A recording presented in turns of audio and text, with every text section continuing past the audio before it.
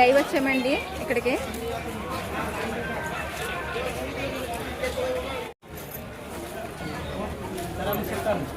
అశోక్రాంతి, విష్ణుక్రాంతి,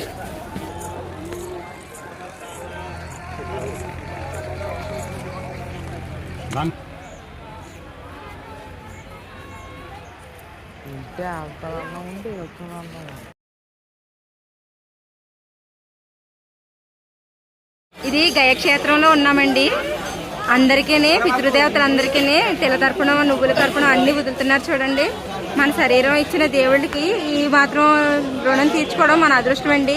ప్రతి చోట కూడా ఎక్కడైనా సరే గయలో చేస్తున్నట్టుగానే భావించి చేయాలటండి. ఇది గయలో చేస్తున్నామండి. ఇంకా మనం పూర్వీకులు చరితార్థులు అవుతారండి, ధన్యులు అవుతారండి. ఇది గయాక్షేత్రం అండి. మొత్తం అంతా చూపిస్తున్నాను అండి.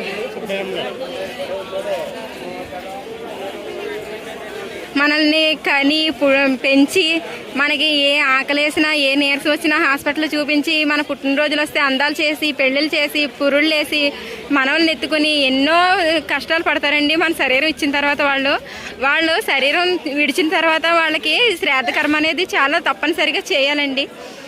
శ్రాద్ధకర్మ చేస్తున్నారు చూడండి. ఈ విధంగా చేయాలండి. చూడండి చూడండి ఇది గయాక్షేత్రం అండి. అసలు మనం పితృదేవతల పేరు చెప్పి ఎక్కడ పిండ ప్రదానాలు వదిలినా సరే గయలో చేస్తున్నట్టు ఊహించాలటండి, భావించాలటండి.